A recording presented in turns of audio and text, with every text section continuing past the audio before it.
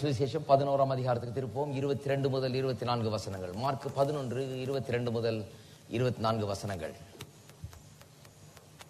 இயேசு அவர்களை நோக்கி, தேவனிடத்தில் விசுவாசம் உள்ளவர்களாய் இருங்கள். எவனாகிலும் இந்த மலையை பார்த்து நீ பெயர்ந்து சமுத்திரத்தில் தள்ளுண்டு போ என்று சொல்லி தான் சொன்னபடியே நடக்கும் என்று தன் இருதயத்தில் சந்தேகப்படாமல் விசுவாசித்தால் அவன் சொன்னபடியே ஆகும் என்று மெய்யாகவே உங்களுக்கு சொல்லுகிறேன். ஆதலால் நீங்கள் ஜெபம் பண்ணும்போது எவைகளை கேட்டுக்கொள்வீர்களோ அவைகளை பெற்றுக்கொள்வோம் என்று விசுவாசியுங்கள், அப்பொழுது அவைகள் உங்களுக்கு உண்டாகும் என்று சொல்லுகிறேன். ஜெபத்தை குறித்து கடந்த பல வாரங்களாக போதித்து வருகிறோம். அதன் 2ஆம் பகுதிக்கு வந்திருக்கிறோம். இப்பொழுது முதல் பகுதியாக நாம் ஏன் ஜெபிக்க வேண்டும் என்பதை குறித்து போதித்தேன். அதாவது கடவுளுக்கு தான் எல்லாம் தெரியுமே, அவருக்குன்னு ஒரு சித்தம் இருக்கு, தீர்மானம் இருக்குது, அதன்படி தான் அவர் செய்ய போகிறார். அதுவும் இல்லாமல் என்னுடைய தேவைகள் எல்லாம் அவர் ஏற்கனவே அறிந்து வைத்திருக்கிறார். அப்படியானால் நான் ஜெபித்த என்ன பிரயோஜனம்? நான் என்ன அவருக்கு சொல்ல போகிறேன்? அவருக்கு தெரியாது என்ன நான் அவருக்கு சொல்லித்தர போகிறேன்?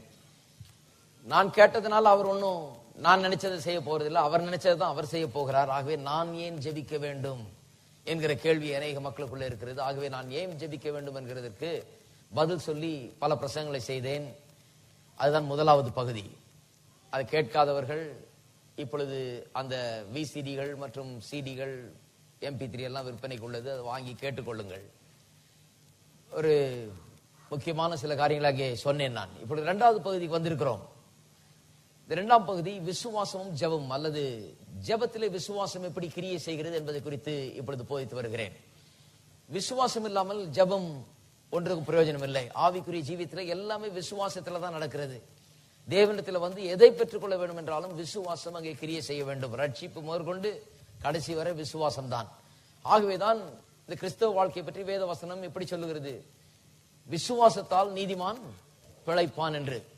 விசுவாச ஜீவியம் தான் எல்லாருடைய ஜீவியமும். ஏதோ வேலையெல்லாம் விட்டுட்டு ஊழியம் செய்யறவங்க தான் விசுவாச ஜீவியம் செய்யறாங்கன்னு நினைக்க கூடாது. ஏனென்றால் அப்படி சொல்லிட்டு வர்றாங்க சிலர். அப்படி கிடையாது. நாம் எல்லாருமே விசுவாச ஜீவியம் செய்கிறோம்.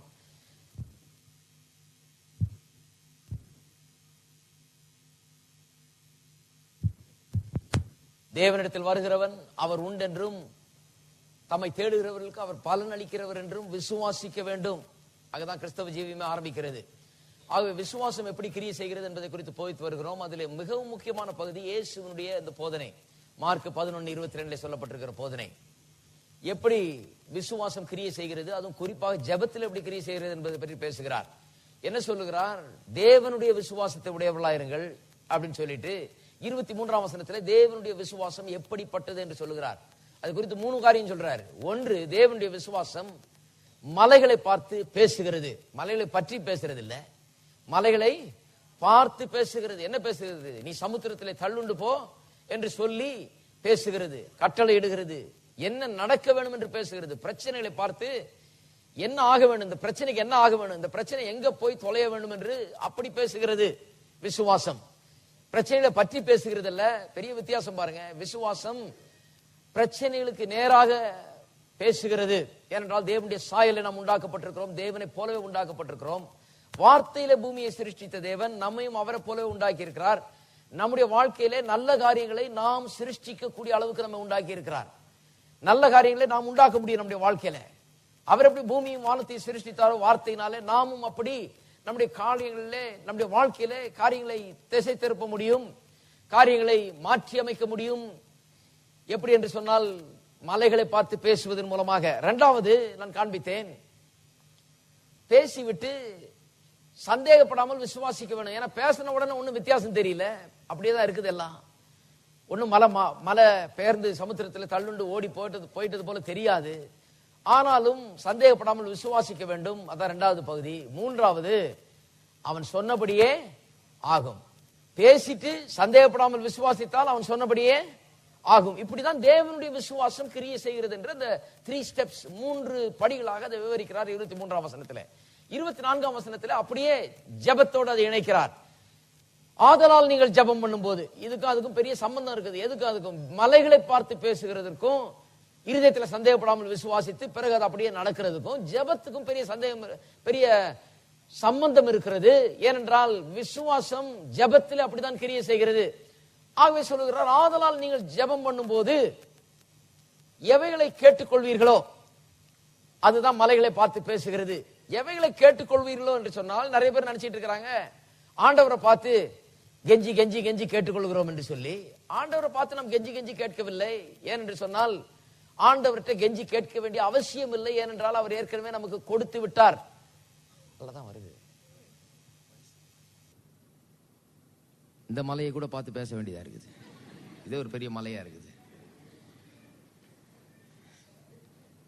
ஆதலால் நீங்கள் ஜெபம் பண்ணும்போது எவைகளை கேட்டுக்கொள்வீர்களோ, எவைகளை கேட்டுக்கொள்வீர்கள்னா ஆண்டவர்கிட்ட போய் கேளுன்னு கேட்டு கத்தி கத்தி அவர்கிட்ட கெஞ்சி கெஞ்சி கூப்பாடு போட்டு போட்டு அவர்கிட்ட கேட்கறத பற்றி அங்க சொல்ல. ஏன்னா 23ஆம் வசனத்தில் சொல்லியிருக்கிறது, மலை எவனாகினும் இந்த மலையை பார்த்து நீ பேருந்திலே சமுத்திரத்திலே தள்ளுன்னு போ என்று சொல்லி அப்படின்னு சொல்லிட்டு தான் பிறகு சொல்றாரு, ஆதலால் நீங்கள் ஜெபம் பண்ணும்போது எவைகளை கேட்டுக்கொள்வீர்களோ. அப்ப மலையை பார்த்து பேசுகிறதும் ஜெபத்திலே நாம் கேட்டுக்கொள்கிறதையும் அவர் ஒன்றா சேர்க்கிறார். அப்ப மலைகளை பார்த்து எப்படி பேசுகிறோமோ அப்படிதான் ஜெபத்திலையும் பேசுகிறோம். அப்ப ஜெபம்னா என்ன? ஆண்டவரை பார்த்து கெஞ்சுறது அல்ல ஜெபம். நாம் கேட்கறதுக்கு முன்னாலே ஆண்டவர் நமக்கு எல்லாத்தையும் கொடுத்துட்டார். எத்தனை பேருக்கு தெரியுது? இதுதான் கிறிஸ்தவம். கிறிஸ்தவம் என்பது நான் கேட்டு கேட்டு கெஞ்சி கெஞ்சி கெஞ்சி பெட்டிஷன் போட்டிருக்கிறேங்க, கிடைக்குமான்னு பார்க்கலாங்க, ஒருவேளை கிடைச்சா கிடைக்கும்ங்கிறது இல்ல. கிறிஸ்தவம்ங்கிறது, வேத புஸ்தகம்ங்கிறது ஏற்கனவே எல்லாவற்றையும் செய்து முடித்து விட்டார், ஆய்விட்டது, செய்தாகிவிட்டது என்று சொல்லி அப்படி போதிக்கிறது தான் கிறிஸ்தவம். ஏற்கனவே என்ன செய்து வைத்திருக்கிறார் என்பது. அப்ப அவர் எல்லாவற்றையும் செய்து விட்டார் என்று சொன்னால் அவரிடத்திலே நான் கேட்டுக்கொள்கிறது இல்ல. மலையை பார்த்து என்ன பண்ணுகிறேன்? நான் பேசுகிறேன். என்னுடைய பிரச்சனைகளை பார்த்து நான் பேசுகிறேன். எதன் அடிப்படையில் பேசுகிறேன்? தேவனுடைய வார்த்தையை நான் பேசுகிறேன். தேவனுடைய வார்த்தையை நான் பேசுகிறேன். தேவன் எப்படி பேசுவாரோ அப்படி பேசுகிறேன். என்னுடைய பிரச்சனை குறித்து வேத வசனம் என்ன சொல்லுதோ அதை எடுத்து வைத்துக் கொண்டு நான் பேசுகிறேன். வியாதியாகிய மலையே நீ பெயர்ந்து சமுத்திரத்திலே தள்ளுண்டு போ. தரித்திரமாகிய மலையே நீ பெயர்ந்து சமுத்திரத்திலே தள்ளுண்டு போ. குடும்ப பிரச்சனை என்கிற மலையே நீ பெயர்ந்து சமுத்திரத்திலே தள்ளுண்டு போ. இதை பற்றி ஆண்டவர்கிட்ட கெஞ்சுறதுக்கு என்ன இருக்குது? ஆண்டவர்கிட்ட கெஞ்சுறதுக்கு ஒண்ணும் இல்ல. ஏனென்றால் ஆண்டவர் நம் பக்கத்தில் இருக்கிறார். ஆண்டவர் சொல்றார், நீ இந்த மலையை பார்த்து நீ பேசு, நான் கூட இருக்கிறேன். நீ இந்த மலையை பார்த்து நீ பேசு. என்ன போல உண்டாக்கப்பட்டவன் நீ பேசினா என்றால் அப்படியே நடக்கும். பேசிட்டு இருதயத்தில் சந்தேகப்படாமல் விசுவாசி, அப்படியே ஆகும் என்று சொல்லுகிறார். அப்ப ஜெபம் என்கிறது அடிப்படையிலே மலையை பார்த்து நம்முடைய பிரச்சனைகளை பார்த்து நாம் பேசுவது. அப்ப ஜெபத்துல எப்படி ஜெபிக்கிறோம் என்கிறது ரொம்ப முக்கியம். அதை பற்றி தான் பேசிக் கொண்டிருக்கிறோம். பாருங்க, விசுவாச வார்த்தைகளை எப்படி ஜெபத்தில் உபயோகப்படுத்துவது, வார்த்தைகளை தெரிந்து கொண்டு எப்படி உபயோகப்படுத்துவது என்பதை குறித்து குறிப்பாக இங்கே பேசிக் கொண்டிருக்கிறோம். ஆதலால் நீங்கள் ஜெபம் பண்ணும்போது எவைகளை கேட்டுக்கொள்வீர்களோ என்று சொன்னால் என்ன நடக்க வேண்டும் என்று நீங்கள் கேட்கிறீர்களோ. என்ன நடக்க வேணும்? மலையே நீ பெயர்ந்து சமுத்திரத்தில் தள்ளுண்டு போ, அதுதான் நடக்க வேண்டும். வாழ்க்கையிலே உங்கள் வாழ்க்கையிலே அநேக மலைகளை நீங்கள் சந்தித்து வந்திருக்கலாம். அருமையானவர்களே, விசுவாசம் எப்படி வேலை செய்யறதுன்னு பேசுறேன். உங்கள் வாழ்க்கையின் மலைகளை எப்படி ஒன்றுமில்லாமல் ஆக்குகிறது என்பதை குறித்து பேசிக் கொண்டிருக்கிறேன். உங்களுடைய வாழ்க்கையின் மலைகளை எப்படி தகர்த்து எறிவது, உங்கள் வாழ்க்கையின் இடையூறுகளை, பிரச்சனைகளை எப்படி தகர்த்து எறிந்து விட்டு முன்னேறி செல்வது, பிரச்சனைகளை எப்படி மேற்கொள்வது என்று பேசிக் கொண்டிருக்கிறோம். ஆகவே இது ரொம்ப முக்கியம். பாருங்க, நல்லா கவனிக்க வேண்டும். நீங்கள் ஜெபம் பண்ணும்போது எவைகளை கேட்டுக்கொள்வீர்களோ என்று சொன்னால், மலைகளை பார்த்து என்ன நடக்க வேண்டும் என்று சொல்லுவீர்களோ சொல்லிட்டு பிறகு என்ன பண்ண வேண்டும்? அவர் சொல்லுகிறார் 24ஆம் வசனத்திலே, அவைகளை பெற்றுக்கொள்வோம் என்று விசுவாசியுங்கள். கேட்டது நடக்கும் என்று விசுவாசியுங்கள். அப்புறம் என்ன ஆகும்? அப்பொழுது அவைகள் உங்களுக்கு உண்டாகும் என்று உங்களுக்கு சொல்லுகிறேன். நான் சொல்றேன் பாருங்க, நமக்கு என்னென்ன வேணுமோ அதெல்லாம் ஏற்கனவே உண்டாகி விட்டது. தெரியுமா உங்களுக்கு? சுகம் வேணும்ன்றீங்க, சுகம் ஏற்கனவே ரெடியா நமக்குன்னு வைக்கப்பட்டிருக்கிறது. இனிமே உண்டாக போறது இல்லை, அது நமக்கு உண்டாக போறது, அவ்வளவுதான். அது ஏற்கனவே நமக்கென்று அவர் பெற்று வைத்து விட்டார், ஆயத்தப்படுத்தி வைத்து விட்டார். சுகம், ஐஸ்வர்யம், சகல ஆசீர்வாதங்கள், சமாதானம், சந்தோஷம் எல்லாம் நீங்கள் கேட்கிற இந்த பூமியிலே நீங்கள் விரும்புகிற கேட்கிற எல்லா நன்மையான ஈவுகளையும் இந்த பரலோக பிதா இயேசு என்றைக்கு வானத்திலிருந்து இறங்கி வர பண்ணாரோ அன்னைக்கு இறங்கி வர பண்ணிட்டார். அவரோடு கூட சேர்ந்து வந்துருச்சு, எல்லாம் அங்கிருந்து வந்து விட்டது. நம்முடைய வாழ்க்கையில வந்து நடக்க வேண்டும் என்று சொன்னால் மலையை பார்த்து பேச வேண்டும், பெற்றுக்கொள்வோம் என்று விசுவாசிக்க வேண்டும். அப்பொழுது அவைகளை நீங்கள் பெற்றுக்கொள்வீர்கள். இதுதான் ஜெபம். ஜெபம் என்கிறது கர்த்தருடைய வார்த்தையை எடுத்து அந்த பிரச்சனைக்கு நேராக பேசுவது என்பதை குறித்து போதித்து வருகிறேன். ஆபிரகாமை குறித்து போதித்தோம். 7 காரியங்களை சொன்னேன். ஆபிரகாமுடைய விசுவாசம் எப்படி செயல்பட்டது என்று ரோமர் 4ஆம் அதிகாரத்திலிருந்து. எப்படி மார்க் 11 ரொம்ப முக்கியமான வேத பகுதி, இயேசு போதித்த வேத பகுதியோ அது போலவே நிருபங்களில் பார்த்தீர்கள் என்றால் ரோமர் 4 ரொம்ப முக்கியமான ஒரு பகுதி என்றால் ஆபிரகாமின் விசுவாசத்தை குறித்து போதிக்கிறது. ஆபிரகாமின் விசுவாசத்தில் 7 காரியங்கள் என்ன? ஒன்று, விசுவாசம் என்றால் தேவனுடைய வார்த்தையை விசுவாசிப்பது, போன வாரத்தில் சொன்னது. இரண்டாவது, விசுவாசம் என்றால் believing that God will do the impossible. முடியாததை தேவன் செய்வார், இயலாததை கர்த்தர் செய்து முடிப்பார், கர்த்தர் செய்வார் என்று விசுவாசிப்பது. நம்மால் முடியாதெல்லாம் நடக்க முடியும் என்று விசுவாசிப்பதுதான் விசுவாசம். மூன்றாவது, இல்லாதவளை இருக்கிறவளை போல அழைக்கிறதா விசுவாசம். நான்காவது, சாதகமான சூழ்நிலைகள் இல்லாத போதிலும் தேவனுடைய வார்த்தையை விசுவாசிப்பதுதான் விசுவாசம். ஐந்தாவது, எதிர்மறையான சூழ்நிலையில் இருக்கிற போதும் தேவனுடைய வார்த்தையை விசுவாசிப்பதுதான் விசுவாசம். ஆறாவது, விசுவாசம் அறிக்கையினாலே பலப்படுகிறது. ஏழாவது, நாம் எதை விசுவாசித்து அறிக்கை செய்கிறோமோ அதை பெற்றுக்கொள்கிறோம். இதுதான் போதித்தேன். இதுதான் 7 விசுவாசத்தை குறித்த 7 கோட்பாடுகள், 7 காரியங்கள்.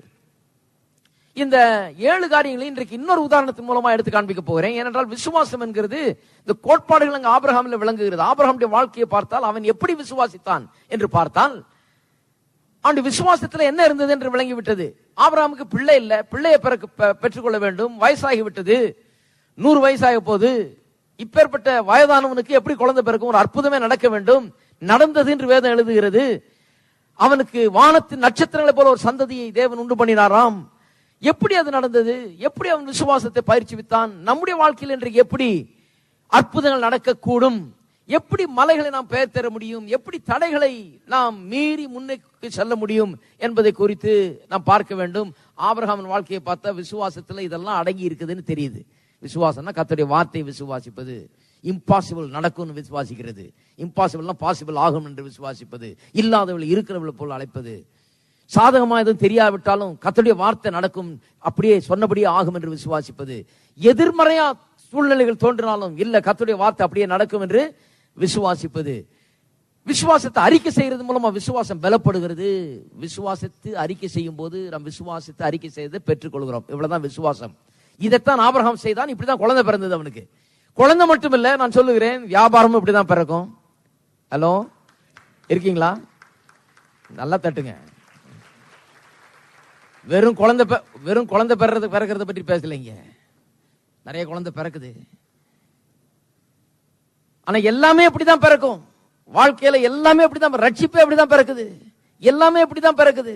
வியாபாரம் அப்படிதான் பிறக்கும், குடும்பத்துல சந்தோஷம் அப்படிதான் பிறக்கும், நம்முடைய தடைகள்லாம் மீறி முன்னேற்றம் வாழ்க்கையில இப்படிதான் பிறக்கும், நம்முடைய பிரச்சனைகள் எல்லாம் மாறி சமாதானமான ஒரு வாழ்க்கை இப்படிதான் பிறக்கும். நம்முடைய வாழ்க்கையில எல்லாவற்றையும் நாம் பிறப்பிக்கலாம். எப்படி பிறப்பிக்கலாம்? விசுவாசம்னா என்னன்னு தெரிந்து கொள்ள வேண்டும். அதுதான் ஆபிரகாம் இடத்துல கற்றுக்கொள்கிறோம். இன்னைக்கு இன்னொரு உதாரணத்துக்கு செல்வோம். அங்கிருந்து இதே இந்த 7 காரியங்களை அந்த உதாரணத்திலிருந்து விளக்குகிறேன். இன்னும் நல்லா விளங்க பாருங்க. லூக்கா எழுதின சுவிசேஷம் 1ஆம் அதிகாரத்துக்கு செல்வோம். லூக்கா 1ஆம் அதிகாரம் 5ஆம் வசனத்திலிருந்து வாசிக்கிறேன்.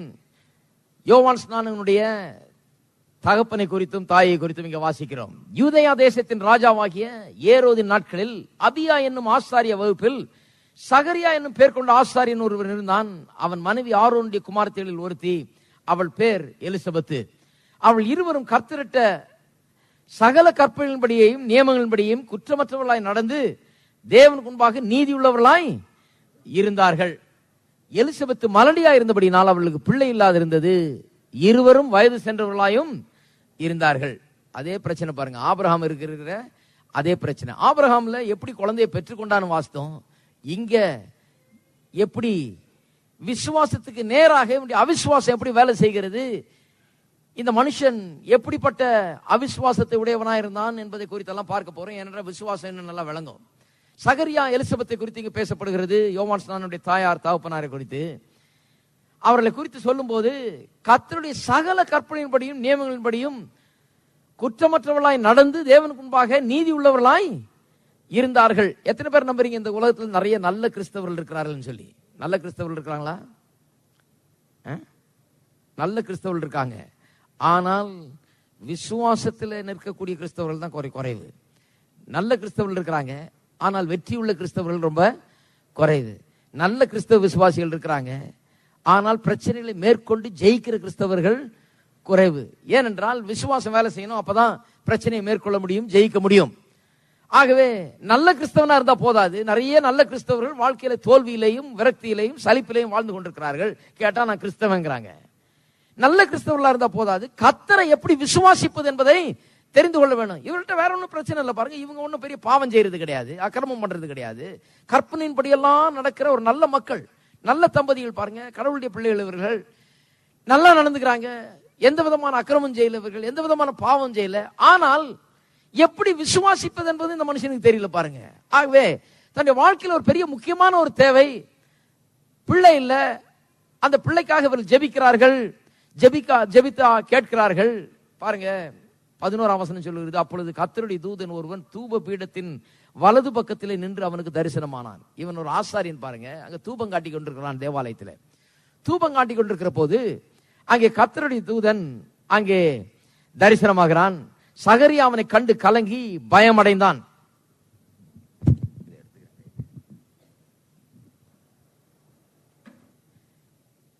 அப்பொழுது கர்த்தருடைய தூதன் ஒருவன் தூப பீடத்தின் மீது வலது பக்கத்திலே நின்று அவனுக்கு தரிசனமானான். சகரியா அவனை கண்டு கலங்கி பயமடைந்தான். தூதன் அவனை நோக்கி, சகரியாவே பயப்படாதே, உன் வேண்டுதல் கேட்கப்பட்டது. உன் மனைவியாகிய எலிசபெத்து உனக்கு ஒரு குமாரனை பெறுவாள். அவனுக்கு யோவான் என்று பெயரிடுவாயாக. உனக்கு சந்தோஷம் மகிழ்ச்சி உண்டாகும். அவன் பிறப்பு நிமித்தம் அநேகர் சந்தோஷப்படுவார்கள் என்று தேவதூதன் சொல்லுகிறான். பாருங்க, இவர்கள் ஒரு பிள்ளைக்காக வேண்டிக் கொண்டிருக்கிறார்கள். பிள்ளைக்காக வேண்டிக் கொண்டிருக்கிறவர்களுக்கு பரலோகத்திலிருந்து ஒரு செய்தி வருகிறது. அது என்ன? உன் வேண்டுதல் கேட்கப்பட்டது. நீங்க ஒரு அற்புதம் நடக்க வேண்டும் என்று நீங்கள் அதற்காக விசுவாசித்துக் கொண்டிருக்கிறீர்கள், வேண்டிக் கொண்டிருக்கிறீர்கள் வைத்துக் கொள்வோம். அப்ப பரலோகத்திலிருந்து உங்களுக்கு ஒரு செய்தி வருது. தேவதூதனே ஒரு செய்தி உங்களுக்கு கொடுக்கிறான், சொல்லுகிறான், நீ எதிர்பார்க்கிற அற்புதம் உனக்கு நடக்க போகிறது என்று. என்ன பண்ணுவீங்க? 1000 கும்பிடு போட்டு தோத்திரம் பண்ணி, ரொம்ப சந்தோஷம், நல்ல காலம் வந்தீரு, நல்ல காலம் சொன்னீருன்னு சொல்லி உடனடியாக ஏற்றுக்கொள்வீர்கள். இவர்கள் பாருங்க, சொல்லுகிறான், வேண்டுதல் கேட்கப்பட்டது, மனைவியாக எலிசபெத்து குமாரனை பெறுவாள் என்று சொன்ன போதும் இவன் விசுவாசிக்க முடியல. ஏனென்றால் நாம் வாசிக்கிறோம் 18ஆம் வசனத்தில், அப்பொழுது சகரியா தேவதூதனை நோக்கி, இதை நான் எதினால் அறிவேன்? நான் கிழவனாய் இருக்கிறேன், என் மனைவியும் வயது சென்றவளாய் இருக்கிறாளே என்றான். தேவதூதன் அவனுக்கு பிரதியுத்தரமாக, நான் தேவ சன்னிதானத்தில் இருக்கிற காபிரியல் என்பவன், உன்னுடனே பேசவும் உனக்கு இந்த நற்செய்தி அறிவிக்கவும் அனுப்பப்பட்டு வந்தேன்.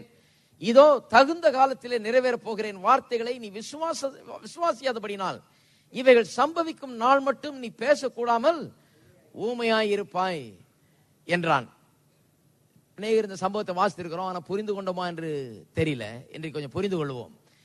ஏன் இந்த தேவதூதன் நீ ஊமையாயிருப்பாய் என்றான்? அநேகர் சொல்லுகிறார்கள், பாருங்க, இவன் விசுவாசிக்கிறதுனால கர்த்தர் இவனை தண்டிச்சிட்டார் என்று சொல்லி.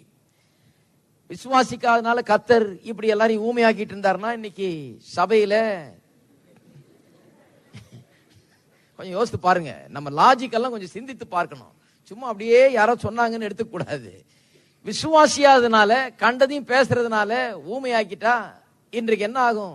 சபையில முக்காவாசி பேரு கிறிஸ்துவின் சரீரமாகிய சபையில ஊமைகளா தான் இருக்க வேணும். ஏனென்றால் முக்காவாசி பேரு அவிசுவாசத்தையும் வேண்டாதையும் தோல்வியும் விரக்தியும் தான் பேசிக் கொண்டிருக்கிறார்கள். ஆக போறதை பேசுறது இல்ல, பெரிய வெற்றியை பேசுகிறது இல்ல, சுகத்தை பேசுகிறது இல்ல, அதெல்லாம் பேசுகிறது இல்ல. எது இல்ல, என்ன போச்சு, இதைதான் பேசிக் கொண்டிருக்கிறார்கள். ஆகவே கர்த்தர் தண்டிக்கவில்லை. ஆபிரகாமை வைத்து அப்படி ஒரு பெரிய லெசனே எடுத்தார் ஆண்டவர் உலகத்துக்கு. விசுவாசம்னா என்னன்னு காண்பிக்கும்படியாக ஆபிரகாமை கொண்டு ஒரு பாடமே எடுக்கிறாரு.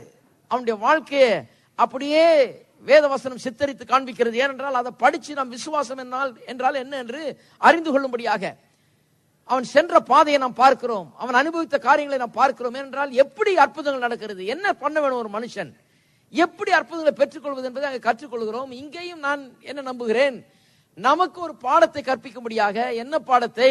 இந்த வாயின் வார்த்தைகள் எவ்வளவு முக்கியம் என்கிற பாடத்தை மனுஷருக்கு போதிக்கும்படியாக இதை செய்கிறார். எல்லாரையும் ஊமையாக்க விரும்பல அவர். எல்லார் வாயும் அவர் அடைச்சிடறது இல்ல. நான் சொல்லுகிறேன், எல்லார் வாயும் அவர் அடைச்சிட்டா நிறைய எல்லார் வாழ்க்கையில அற்புதம் நடந்துரும். வாய் தான் பிரச்சனை. இன்றைக்கு அற்புதத்துக்கு தடையா இருக்கிறது வாய் தான் பிரச்சனை. கேட்டீங்களா? இன்னைக்கு எல்லாரையும் கர்த்தர் ஊமையாகிட்டா எல்லார் வாழ்க்கையிலும் நாம் எதிர்பார்க்கிற அற்புதங்கள் எல்லாம் நடந்து விடும். அநேகருடைய வாழ்க்கையில் நாம் என்ன பண்ணுகிறோம்? அற்புதம் நடக்காதபடிக்கு நம்முடைய வாயின் வார்த்தைகள்னாலே நம் மரணத்தை தெரிந்து கொள்கிறோம், தோல்வியை தெரிந்து கொள்கிறோம்.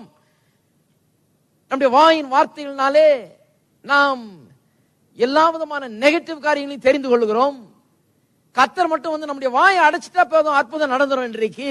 ஆனா அவர் அடைப்பதில்லை. ஏன் என்று சொன்னால் அவர் வந்து நம்முடைய வாயை அடைச்சு ஆசீர்வாதத்தை கொண்டாந்து நம்முடைய வாயில திணிக்கிறது இல்லை, கிடையாது.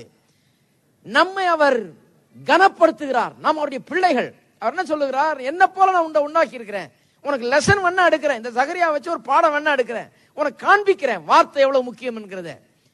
வாயின் வார்த்தைகள் எவ்வளவு முக்கியம், அது எப்படி கெடுக்கிறது, இது எப்படி உண்டாக்குகிறது என்பதெல்லாம் உனக்கு காண்பிக்கிறேன். ஏன்னா என்ன போல உன்னை உண்டாக்கி இருக்கிறேன். ஆனா நான் வந்து உன்னுடைய வாயை நான் அடைக்க போறது இல்ல. நீ உன் வாயில என்ன பேசுகிறாயோ அதுதான் உனக்கு உண்டாயிருக்கும். இதை பார்த்து நீ கற்றுக்கொள். இதை பார்த்து கற்றுக்கொண்டு வாயின் வார்த்தைகளை சரியாக உபயோகப்படுத்த கற்றுக்கொள் என்று அப்படி சொல்லுகிறார். அருமையானவர்களே, கவனிக்க வேண்டும். அப்ப கர்த்தர் வந்து வாய் அடைச்சு நமக்கு அற்புதம் செய்யறது இல்ல. கர்த்தர் சொல்றாரு, மனுஷனா இரு, எப்படி பேச வேண்டும் என்று தெரிந்து கொள், வார்த்தைகளை தெரிந்து கொள்ள கற்றுக்கொள். ஆலயத்துக்கு சென்று கர்த்தருடைய வார்த்தை போதிக்கப்படுகிறதை கேட்டு கிறிஸ்துவுக்குள்ள வளரும் போது, அறிகிற அறிவில் வளரும் போது என்ன உண்டாகிறது? வார்த்தைகளை எப்படி தெரிந்து கொண்டு நம்முடைய நாவில வைக்கிறது, ஜீவனை எப்படி தெரிந்து கொள்ளுகிறது, எப்படி அதை பேசுகிறது, எப்படி அதை எடுத்துக்கொள்ளுகிறது, இதை கற்றுக்கொள்ள வேண்டும். சிலர் சொல்றாங்க இல்லையா, என்னென்ன நடக்குமோ அதெல்லாம் நடக்கும் பிரதர், அப்படி நடக்கும், கடவுள் அதெல்லாம் பார்த்துக்குவாரு, நடக்கும். அப்படி நடந்தாதான் எல்லாம் நல்லா இருப்பாங்களே. இன்றைக்கு அது தானா நடந்துருமே, நடக்கிறது இல்ல. எப்படி நடக்கிறது? நாம் சில காரியங்களை கற்றுக்கொள்ள வேண்டும். வாயை எப்படி உபயோகப்படுத்த வேண்டும் என்று கற்றுக்கொள்ள வேண்டும். அதுக்கு தான் இங்க பாடம் எடுக்கிறார். இங்க ஒரு காரியத்தை முக்கியமாக கவனிக்க வேண்டும்.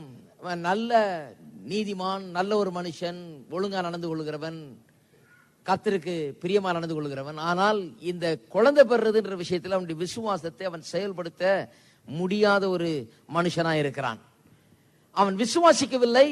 ஆகவே அவன் பேசுகிறான் பாருங்க, இதை நான் எதனால் அறிவேன். தேவதூதன் இன்னைக்கு சொல்றான், இதை நான் எதனால் அறிவேன். இதை நான் எதனால் அறிவேன்னா அது கூட தெரியல பாருங்க இவனுக்கு. அதுதான் அங்க பிரச்சனை. எப்படி இதை நான் நம்பவே முடியலையே என்கிறது தான் அவனுடைய வார்த்தைகள். அதுதான் அவிசுவாசம் பாருங்க. இதை நான் எதனால் அறிவேன், நான் கிழவனாய் இருக்கிறேனே, என் மனைவி வயது சென்றவளாய் இருக்கிறாளே என்று சொல்லி இப்படி பேசிக் கொண்டிருக்கிறான். இதை நான் எதனால் அறிவேன்னு சொல்லியிருக்கவே கூடாது. ஏன் என்று சொன்னால் எதனால் அறிய முடியும்? அதை பழைய ஏற்பாட்டை பார்த்தா போதும். ஆபிரகாமை பற்றி இவன் கண்டிப்பா வாசித்திருப்பான். ஒரு ஆசாரியன், ஜனங்களுக்கு போதிக்கிறவன், ஜனங்களுக்கு முன்னால் நின்று நடத்துறவன். பழைய ஏற்பாட்டை வாசித்திருந்தாலே தெரியும் எதனால் அறிவேன்றது. ஆபிரகாமுக்கு செய்த தேவன் எனக்கு செய்வார்ங்கிறத பழைய ஏற்பாட்டை வாசித்திருந்தாலே தெரியும். ஆபிரகாமுக்கு மட்டும் இல்ல, ஈசாக்குக்கு செய்தாரு, யாக்கோபுக்கு செய்தாரு, யோசேப்புக்கு செய்தாரு. எத்தனையோ மனுஷர்கள் இப்படி வயதானவர்களுக்கு பிறந்திருக்கிறார்கள். எத்தனையோ மனுஷர்கள் அவருடைய பிறப்பில் ஒரு பெரிய தடை ஏற்பட்டிருக்கிறது. இன்னும் கேட்ட பெரிய பெரிய ஆளுகள்லாம் பெரிய தடையின் மத்தியில பிறந்து வந்தவங்க தான் இருக்கீங்களா? அவள் பிறக்கிறதுக்கு முன்னாலே எப்படியாவது பிறக்க விடாம பண்ணிடணும்னு தான் சாத்தான் பார்க்கிறான். ஆனால் கர்த்தர் மலடா இருக்கிற அந்த கற்பங்களை திறந்து அவர்களை ஆசீர்வதித்து இந்த குழந்தையை பிறக்க செய்கிறார். எப்படி அது நடக்கிறது? விசுவாசத்தில் அது நடக்கிறது. ஆகவே அருமையானவர்களே, கவனிக்க வேண்டும். இவன் பார்த்திருந்தாலும் போதும், பழைய ஏற்பாட்டை வாசித்திருக்கிறான், வசனம் அவனுக்கு தெரியும், சரித்திரம் அவனுக்கு தெரியும், ஆபிரகாம், ஈசாக்கு, யாக்கோபு எல்லாம் தெரியும். எதனால் அறிவன்னு கேட்கிறான். ஒண்ணும் இல்ல, பழைய ஏற்பாட்டில் அத்தனை சம்பவங்கள் நடந்திருக்கிறது, அதெல்லாம் பார்த்திருந்தாலே தெரியும். ரெண்டாவது, இது ஏன் அவிசுவாசம்னு காண்பிக்கிறேன். தேவதூதனே வந்து சொல்லுகிறான். தேவதூதன் தேவ ஆலயத்துக்குள்ள வந்துட்டான் பாருங்க. இது வந்து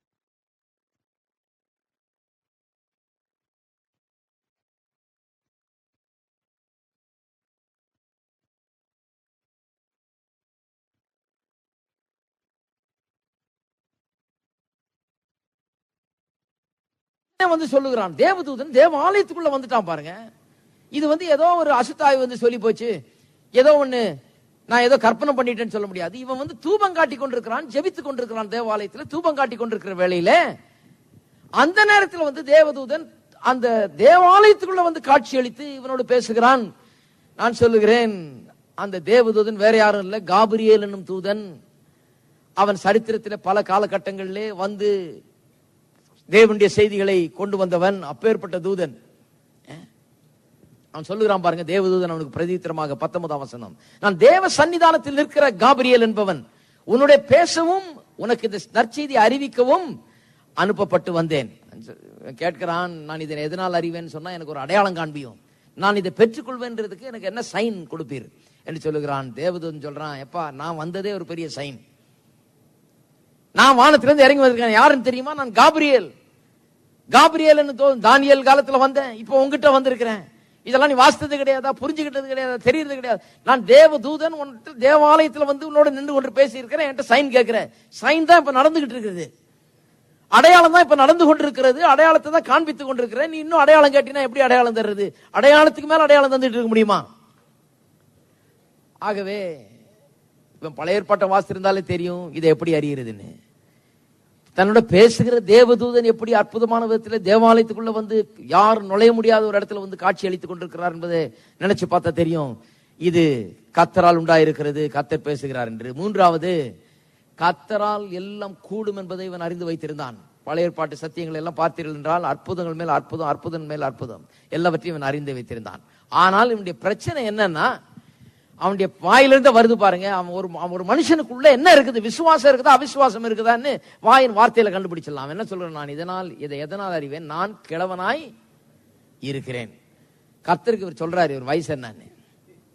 கர்த்தருக்கு தெரியாத அவர் கிழவனா இருக்கிறாருன்னு. நான் கிழவனா இருக்கிறேன், என் மனைவியும் வயது சென்றவளா இருக்கிறாளே என்று சொல்லி கர்த்தருடைய வார்த்தையை வந்து தேவதூதன் பேசுகிறான். உனக்கு ஒரு குமாரன் பிறப்பான், உனக்கு பெரிய ஆசீர்வாதமா இருக்கும் என்று கர்த்தருடைய தூதன் சொல்லும் போது இவன் சொல்லுகிறான், அந்த வார்த்தையை நான் விசுவாசிக்க போறதில்லை, அதை நான் பிடித்துக் கொள்ள போறதில்லை, அதை நான் பார்க்க போறதில்லை.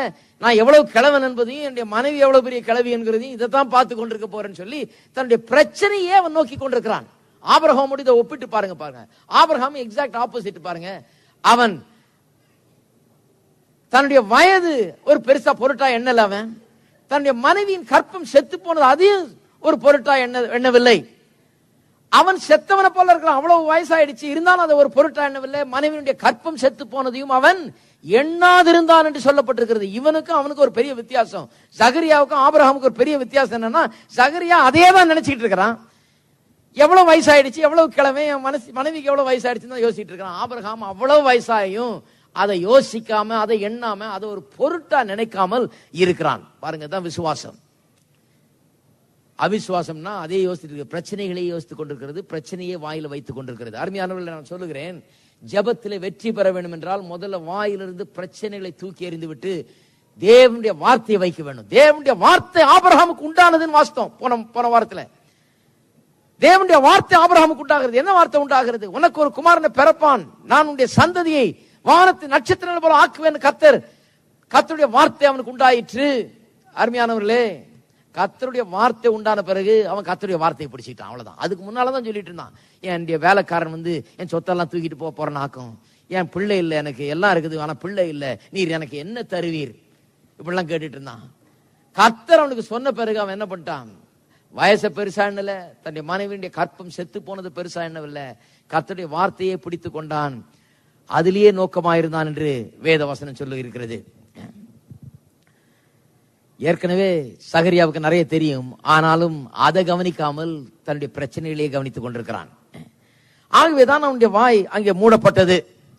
அவனுடைய வாயை கர்த்தர் ஏன் மூடினார்? நான் சொல்லுகிற மறுபடியும் தண்டனை கொடுக்கிறதுக்காக அல்ல, ஒரு பாடத்தை கற்பிக்கிறதுக்காக மூடுகிறார். இன்னைக்கு எல்லாரும் வாயும் கர்த்தர் மூடுறது இல்ல. இந்த பாடத்தை பார்த்து நம்ம தெரிஞ்சுக்கணும். இல்லைன்னா வாயில் உடலுடன் எதையாவது பிரச்சனையை தான் பேசிட்டு இருக்கோம். பிரச்சனையை பேசிட்டு இருக்கும் போது பதில் ஏற்படாது, பிரச்சனை தான் அதிகமா உண்டாகும். ஏனென்றால் எதை பேசுறோமோ அதுதான் உண்டாகும். சகரியாவின் வாயை மூடினதேவன் என் வாயும் மூடட்டும் சொல்லக்கூடாது. ஏன்னா அவர் வாயெல்லாம் மூடுறது இல்ல, அவர் பாடம் கற்பிக்கிறார், அவ்வளவுதான். இது ஒரு லெசன், இதை பார்த்து கற்றுக்கொள்ள வேண்டும். ஏன் வாயை மூடினாரு? ஒன்று, அவன் அவிசுவாசத்தின் வார்த்தைகளை இனிமேல் பேசாமல் இருக்கும்படியாக தேவன் யோவான் ஸ்நானகனை இந்த உலகத்தில் கொண்டு வர வேண்டும் என்று திட்டமிட்டு வந்து அவனிடத்தில் பேசுகிறார். இவன் தான் தகப்பனா இருக்க போறான் யோவான் ஸ்நானகனுக்கு. ஒரு அற்புதம் நடக்க போகிறது, வயதான இவர்கள் பிள்ளையை பெற்றெடுக்க போகிறார்கள். வந்து பேசினா இவன் பேசியே கெடுத்துருவான் போல இருக்கு. இவன் பேச்சிலேயே நான் கிழவனா இருக்கிறேன், என் மனைவி வயசாயிடுச்சு, எனக்கும் வயசாயிடுச்சு, என் மனைவிக்கும் வயசாயிடுச்சு. நிறைய பேர் பாத்தீங்களா, எப்ப பார்த்தாலும் வயசாயிடுச்சுங்க, எப்ப பார்த்தாலும் வயசாயிடுச்சு சொல்லிட்டு இருக்காதீங்க. ஹலோ, வேத வசனம் சொல்லுது, வயது திரும்ப வாழ வயது போல ஆகிறது. அப்ப வயசாயிடுச்சு, வயசு ஆக ஆக பலவீனம் தானே பிரதர், வயசு ஆக ஆக மோட்சம் போற நேரம் வந்துருச்சு இல்ல பிரதர் அப்படின்ட்டு இருக்க கூடாது.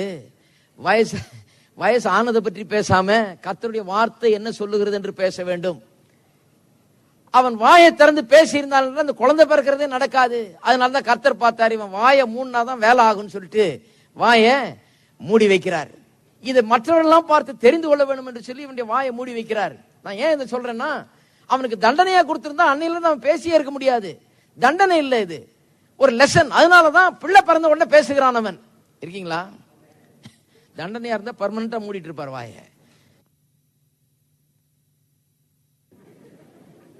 உன் பேச்சிலேயே அது கலைஞ்சிரும், நடக்கிற அற்புதம் கூட உனக்கு நடக்காது. ஆகவே உன்னுடைய வாயை மூடினாதான் அது சரிப்படும் சொல்லி இதை உலகத்துக்கே ஒரு பாடமா ஆக்கணும். இப்படிதான் அநேக தங்களுடைய அற்புதங்களை கலைத்து விடுகிறார்கள். தங்களுக்கு நடக்க போகிற நல்ல காரியங்களை ஒன்றுமில்லாமல் ஆக்கி விடுகிறார்கள். அற்புதத்துக்கு விளிம்பில வர்றாங்க, ஆனா பேசி பேசி கெடுக்கிறாங்க. ஜெபம் பண்ணும்போது ஒண்ணு பண்றாங்க, பேசும்போது இன்னொன்றை பேசுகிறார்கள். அதனால்தான் கர்த்தர் சொன்னார், இது அநேகருக்கு பாடமா அமையும்படி குழந்தை பிறக்கிற வரைக்கும் டெம்பரரியா உன் வாயை மூடி வைக்கலாம். ஏனென்றால் உன் வாயை மூடி வச்சிருந்தாலே போதும், வேலை நடக்கும். வாயில கர்த்தருடைய வார்த்தை எடுத்துக்கொள்ள முடியலன்னா மினிமம் வாயை மூடி இருக்கிறதாவது நல்லது. அதனால்தான் மூடினாரு. ரெண்டாவது, வாயை மூடின பிறகு இன்னும் கொஞ்சம் ஆழமா இப்ப யோசிக்கலாம். இவன் காதும் கேட்கலன்னு நினைக்கிறேன். ஏன்னா பின்னால வசனம் சொல்லுது, அவரெல்லாம் செய்கை காட்டி பேசினாங்களாம் இவங்கிட்ட, இவனும் செய்கை காட்டி பேசினானா. காதே கேட்டிருக்காது போல இருக்கு. காதுலயும் ஒண்ணும் கேட்க முடியல, வாயிலையும் ஒண்ணும் பேச முடியல. இப்ப ரொம்ப சிந்திக்கிறதுக்கு ரொம்ப ஆழமா சிந்திக்கிற நேரம். முதலே சிந்திச்சிருந்தா இந்த வேலை வந்திருக்காது. இப்ப காதும் கேட்காதனால வாயும் பேசாதனால ரொம்ப ஆழமாய் சிந்திக்கக்கூடிய ஒரு நேரம். கர்த்தர் சொல்றாரு, இந்த டைம் நல்லா யூஸ் பண்ணு, கொஞ்சம் யோசிச்சு பாரு, உன்னுடைய வாழ்க்கையில் என்ன பிரச்சனைன்னு யோசிச்சு பாரு, ஆழமாய் சிந்தின்னு சொல்லி அதுக்காக ஒரு வாய்ப்பை அவனுக்கு ஏற்படுத்தி கொடுக்கிறார். குழந்தை பிறந்த உடனே வாயை திறந்து விடுறாரு. ஏனென்றால் இந்த உலகமே பார்த்து அறிந்து கொள்ள வேண்டும் இந்த லெசனை, இந்த பாடத்தை. என்ன பாடம்? வாயின் வார்த்தைகள் ரொம்ப முக்கியம். நம்முடைய வாழ்க்கையில் அற்புதங்கள் நடக்க வேண்டும் என்றால், மலைகள் பெயர்ந்து சமுத்திரத்தில் தள்ளப்பட வேண்டும் என்றால், நாம் எப்படி வார்த்தைகளை எம்ப்ளாய் பண்ணுகிறோம், எப்படி வார்த்தைகளை உபயோகப்படுத்துகிறோம் என்பது அதி முக்கியமான காரியமாக இருக்கிறது.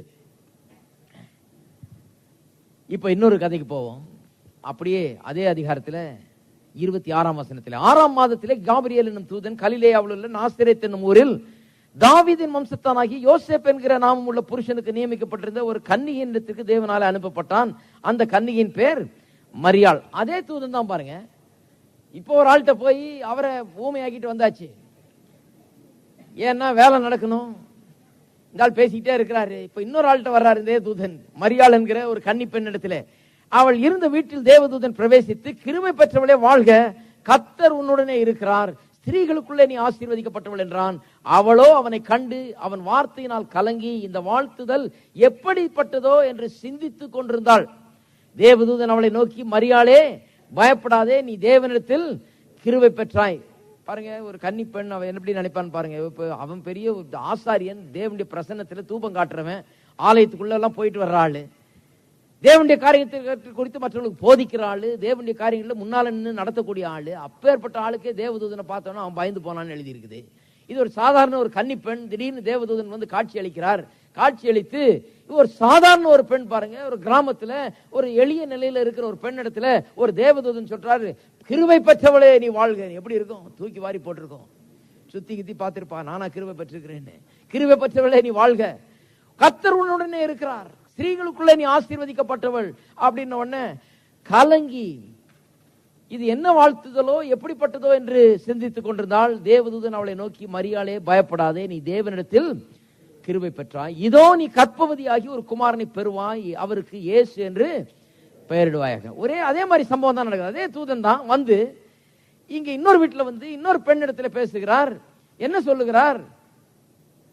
அவளுடைய பிரச்சனையும் அவனுடைய பிரச்சனையும் வேற. அவனுக்கு வயசாகி கல்யாணம் ஆகி வயசாயிடுச்சு, இவளுக்கு இன்னும் கல்யாணமே ஆகல. அதை விட பெரிய பிரச்சனை இங்க.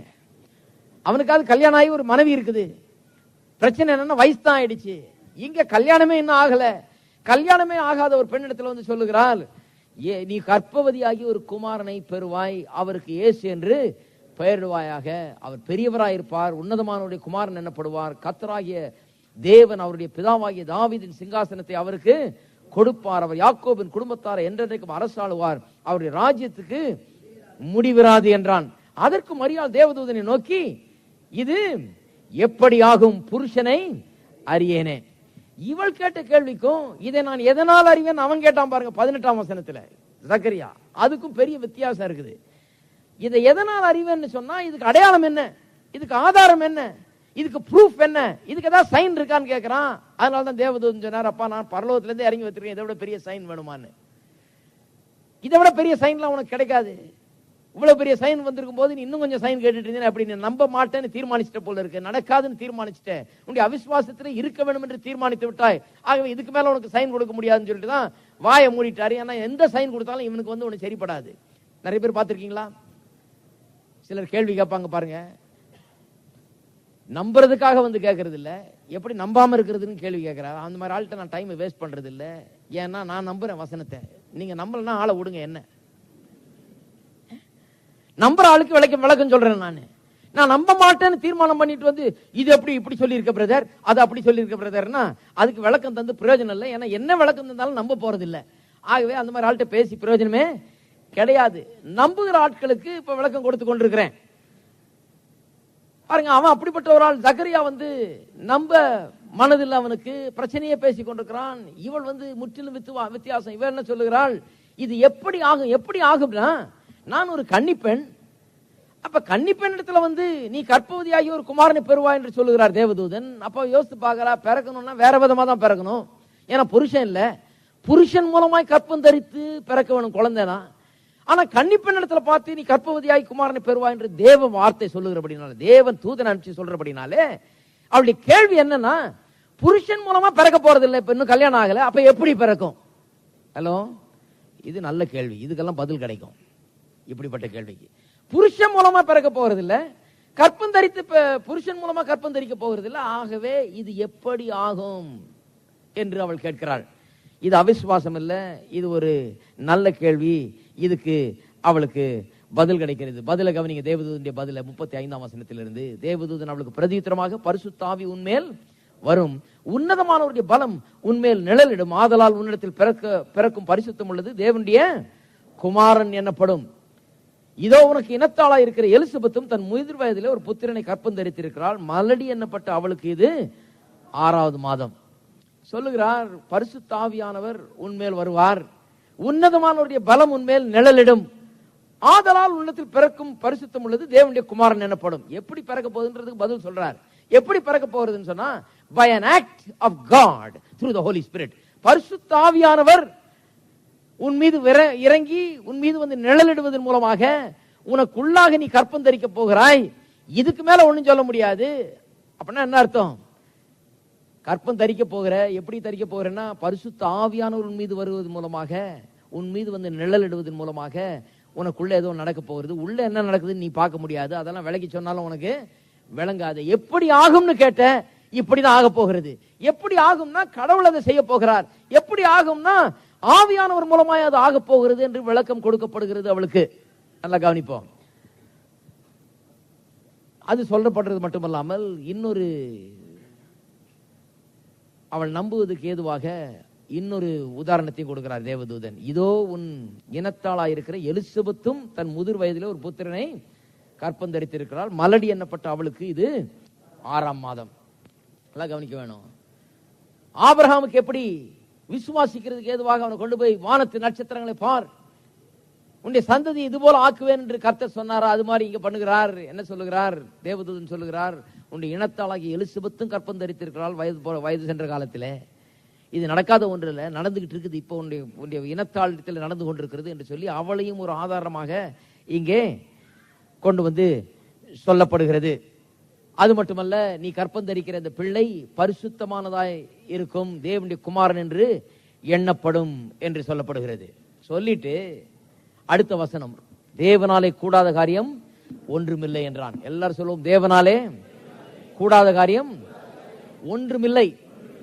nothing shall be impossible with God ஆங்கிலத்தில் வருகிறது பாருங்க. அந்த nothing என்கிற வார்த்தை, அதுக்கு ஒரு விளக்கம் கொடுக்கிறார் பாருங்க. எப்படி சொல்றாருன்னா, nothing சொன்னா no word of God or no saying that came from the mouth of God. Nothing that God said is impossible. தேவனால் உரைக்கப்பட்டது ஒன்றும் முடியாது என்று சொல்லவே முடியாது. கர்த்தருடைய வாயிலிருந்து புறப்பட்டு வந்த வார்த்தை இம்பாசிபிள் சொல்ல கர்த்தர் சொன்னாரா? கர்த்தர் நீ கற்பம் தரித்து ஒரு குமாரனை பெறுவாய் என்று சொல்லி இருக்கிறார். கர்த்தருடைய வாயிலிருந்து வந்து விட்டது. அவருடைய வாயிலிருந்து என்ன வந்தாலும் சரி, அவருடைய வார்த்தை என்ன சொன்னாலும் சரி, அது அப்படியே நடக்கும். அது இம்பாசிபிள் அல்ல.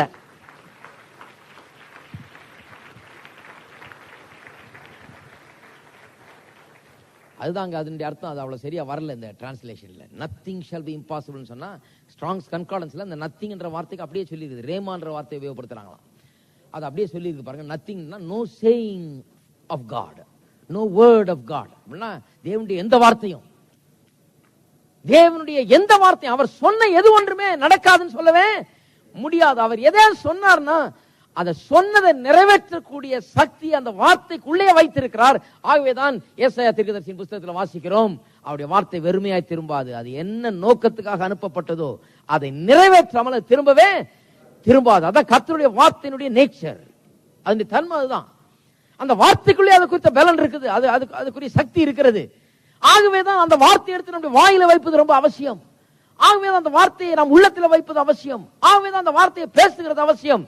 ஏனென்றால் பேச பேச உள்ளத்தில் வைக்க வைக்க, அதை சிந்திக்க சிந்திக்க, அதை தியானிக்க தியானிக்க அதுல பலன் இருக்குது பாருங்க. நிறைவேற்றக்கூடிய பலன் அதுல இருக்கிறது.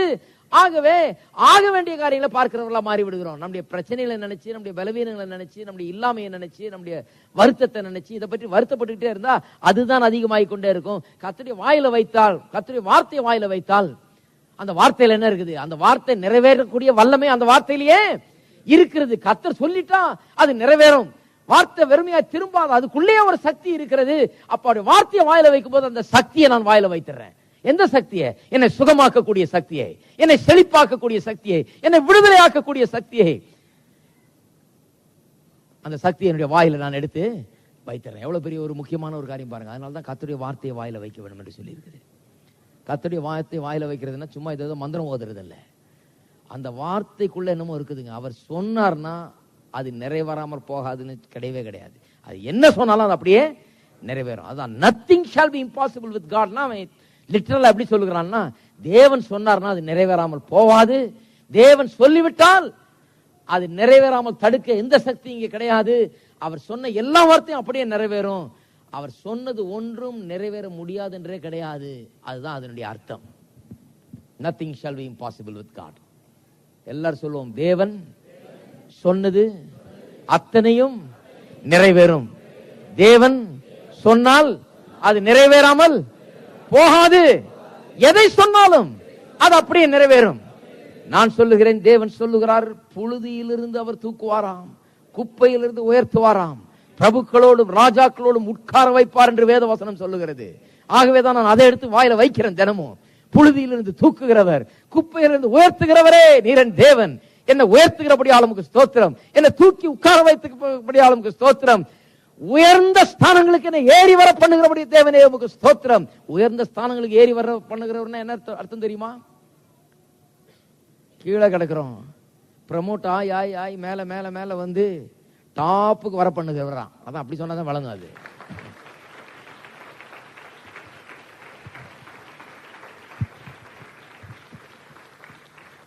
வாழ்க்கையிலே படிப்படியாக உயர்ந்து உயர்ந்து உயர்ந்து உயர்ந்து ஏறி வர பண்ணுகிறவர், மேல மேல ஏறி வர பண்ணுகிறவர், கீழே கீழே பிடிச்சு தள்ளுறவர் இல்ல, ஏறி வர பண்ணுகிறவர். வாயில வையுங்க அந்த வார்த்தையை. உயர்ந்த ஸ்தானங்களுக்கு என்ன ஏறி வர பண்ணுகிற தேவனே, கண்மலை தேனும் வடியும் எண்ணெயும் எனக்கு தருகிறவரே. ப்ராஸ்பெரிட்டியினுடைய அடையாளம் தான் நியூ இயர் அன்னைக்கு பேசணும் பாத்தீங்களா. கண்மலை தேன்னா, தேனு வேணா அங்க பூ வேணும். அது எங்க இருக்குதான்? பாறையில கூட பூக்கள் இருக்குதான். அந்த அளவுக்கு ப்ராஸ்பெரிட்டி. தேவன் கொடுக்கிற அந்த பாலும் தேனும் ஓடுகிற தேசத்துல பாறையில கூட அங்க இடுக்கு முடுக்குல எல்லாம் பூக்கள் விளைந்து அந்த பூக்கள்ல அதன் மூலமா தேன் உண்டாகி இப்படி உண்டாகிறதா. அவ்வளவு ப்ராஸ்பெரிட்டி. வெறும் நல்ல இடத்துல மட்டும் இல்ல, கற்பாறையான இடத்துல கூட தேன் வடிதான். இருக்கீங்களா? கற்பாறையான ஒலிவ எண்ணெயை குறித்து தான் சொல்லி இருக்கு பாருங்க. வடியும் எண்ணெய்னா அங்க கற்பாறையில எங்க மரம் வளர்றது, ஆனா அங்க எங்கேயும் எடுக்க முடியல, கொஞ்சம் இடம் கொடுத்தா கூட வளருது. அவ்வளவு ஆசீர்வதிக்கப்பட்ட ஒரு பூமி அது. பாலும் தேனும் ஓடுகிற தேசம்ங்கிறது. கொஞ்சம் இடுக்க முடுக்கிறது, அங்க ஒரு மரம் வளருது, சுத்திலும் பாறையா இருக்குது, நடுவுல வளருகிறது, அதுல இருந்து எண்ணெய் வடிகிறதாம். கண்மலை தேனும் வடியும் எண்ணெயும் எனக்கு தருகிறவர். அதான் பாடுறோம் இல்லையா? எல்லாரும் கையில உயர்த்தி சொல்லுவோம், என்னை உயர்ந்த ஸ்தானங்களுக்கு ஏறி வர பண்ணுகிறவர், கண்மலை தேனையும் வடியும் எண்ணெயும் எனக்கு தருகிறவர், என்னை ஆசீர்வதிக்கிறவர், பிரபுக்களோடும் ராஜாக்களோடும் உட்கார வைக்கிறவர். விசுவாசிக்கிறீங்களா?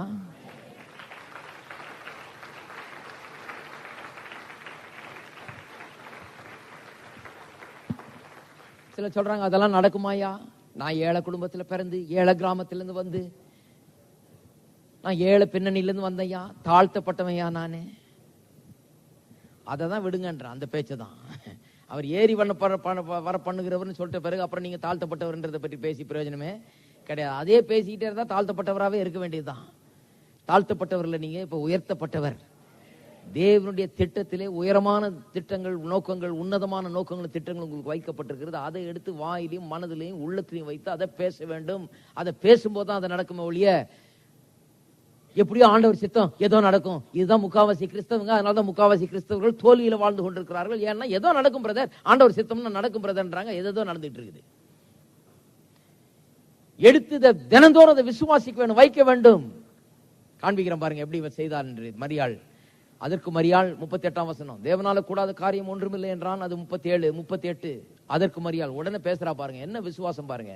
இதோ நான் ஆண்டவருக்கு அடிமை, உம்முடைய வார்த்தையின்படி எனக்கு ஆக கடவுது என்றால். அப்பொழுது தேவனுடைய தூதன் அவ்விடத்திலிருந்து போய்விட்டான். இதோ நான் ஆண்டவருக்கு அடிமை, உம்முடைய வார்த்தையின்படி எனக்கு ஆக கடவுது. பாருங்க, சொல்ற ஆண்டவரே நான் ரெடி, நீர் சொல்லிட்டீர், என்னுடைய வாழ்க்கையில நீர் அதை நிறைவேற்றும், நான் அதுக்கு ஆயத்தமா இருக்கிறேன். நான் ஆண்டவருக்கு அடிமை, உம்முடைய வார்த்தையின்படி எனக்கு ஆக கடவுது. நிறைய கிறிஸ்தவர்கள் அடிமை அடிமை அடிமைன்றாங்க. அடிமைனா இதுதான் அடிமை. அடிமைனா என்ன? உம்முடைய வார்த்தைக்கு நான் அடிமை. உம்முடைய வார்த்தை என்ன சொல்லுதோ அது நடக்கும்படியா என்ன ஒப்பு கொடுக்கிறேன். உம்முடைய வார்த்தையை நான் விசுவாசிக்கிறேன். என்னுடைய சூழ்நிலை அல்ல, என்னுடைய பிரச்சனை அல்ல, எதிர்மறையான சூழ்நிலையில் அல்ல, சாதகம் இல்லாத சூழ்நிலையில் அல்ல, உம்முடைய வார்த்தைக்கு நான் அடிமை.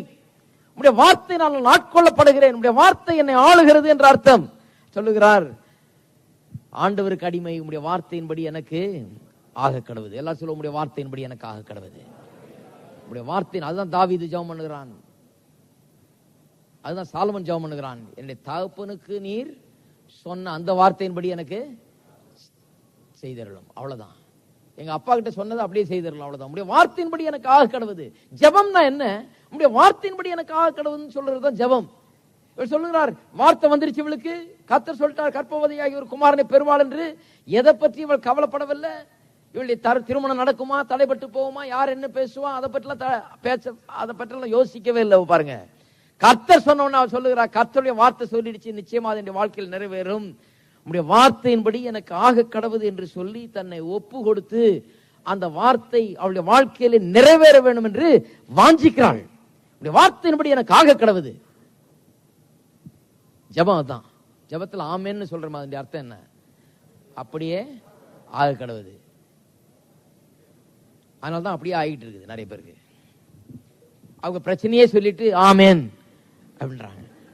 ஆண்டவரே எனக்கு நான் கிழவனாயிருக்கிறேன், என் மனைவியும் கிழவியா இருக்கிறாள், ஆமென். கர்த்தர் சொல்றாரு, அப்படியே கிழவனாவே கடை, ஆமென், அப்படியே ஆக கடவுது. நீ என்ன உன்னை என்ன பண்றது? அப்படி அல்ல, கர்த்தருடைய வார்த்தை அதனாலதான் எடுத்து வைக்கணும். பாருங்க, உங்க பிரச்சனை எல்லாம் பேசி பிரயோஜனம் இல்லை. உங்க பிரச்சனை எல்லாம் கர்த்தருக்கு ஏற்கனவே தெரியும், அதை பெரிதுபடுத்த வேணாம். உங்களுடைய கஷ்டம் தெரியும், உங்களுடைய துன்பம் தெரியும், உங்களுடைய கவலை தெரியும், உங்களுடைய பாரம் தெரியும். இல்ல பிரதர், என் பிள்ளைய பற்றி கொஞ்சம் சொல்லிடுறேன், அதுவும் தெரியும் அவருக்கு. சரி சொல்ல, என் பிள்ளைய பற்றி நீங்க கொஞ்சம் சொல்லிடுங்க பிரதர். ஆண்டவருக்கு தெரியுங்க, உங்க பிள்ளைய பற்றி அவருக்கு ஏற்கனவே தெரியும். நீங்க என்ன வாயில வைக்க வேணும் என்று பேசி கொண்டிருக்கிறேன். எப்படி என்னத்தை வைக்க வேணும் வாயில? என்னுடைய பிள்ளைகள் ஆசீர்வதிக்கப்பட்டவர்களா இருப்பார்கள், என்னுடைய குடும்பம் ஆசீர்வதிக்கப்பட்டதா இருக்கும், அவர்கள் செல்ல வேண்டிய பாதையில் அவர்கள் செல்லுவார்கள், நன்றாய் இருப்பார்கள். ஆமென். இதையெல்லாம் பேச வேண்டும். பிரச்சனையே பேசி கொண்டிருக்க கூடாது. அப்புறம் பேசிட்டு ஆமென் அப்படின்னா இதை ஒரு ஜெபம் நினைச்சிட்டு இருக்காங்க. இது ஜெபம் இல்ல. அந்த ஆமென் படி நடந்ததுன்னா பெரிய பிரச்சனை தான். நிறைய விசுவாசிகளுடைய வாழ்க்கையில் அப்படிதான் நடந்துகிட்டு இருக்கு. பாருங்க, கர்த்தருடைய வார்த்தையே பேசி அப்பத்தை தண்ணீர் ஆசீர்வதி வியாதி விலக்குவேன் என்று சொன்னவரே அப்படியே செய்யும் ஆண்டவர் என்ற வாழ்க்கையில. ஆயுசு நாட்களை பூரணப்படுத்துவேன் என்று சொல்லி இருக்கிறாரே அப்படியே செய்கிறபடியால் உமக்கு ஸ்தோத்திரம். நீ சொன்னதை செஞ்சா போதும். உன் அக்கிரமங்களை எல்லாம் மன்னித்து நோய்களை எல்லாம் குணமாக்குறேன்னு சொன்னாரு, அப்படியே செய்கிறபடியால் உமக்கு ஸ்தோத்திரம். ஐஸ்வர்யத்தை சம்பாதிக்க பலனை தருகிறவன் என்று எழுதியிருக்கிறது, அப்படியே செய்கிறபடியால் உமக்கு ஸ்தோத்திரம். எனக்கு வெற்றியை தருகிறவன் என்று எழுதியிருக்கிறது, அப்படியே செய்தால் போதும் எனக்கு, அது ஸ்தோத்திரம் உமக்கு. இப்படி சொல்லிட்டு ஆமேன்னு சொல்லி பாருங்க. அப்ப அந்த ஆமேனுக்கு அர்த்தம் இருக்குது. வரிசையா வசனத்தையே சொல்லிட்டு ஆமேன் அப்படின்னா அது நல்ல ஆமேன். அது அப்படியே ஆகும். எதையாவது ஒண்ணு சொல்லிவிட்டு அழுதுவிட்டு ஆமேன்னா அது ரொம்ப டேஞ்சரான ஆமேன். பிரச்சனை உண்டாகிறதுக்கு வழிவகுத்துட்டீங்க. ஜெபத்தினாலேயே நிறைய பேருக்கு பிரச்சனை உண்டாயிருக்குது.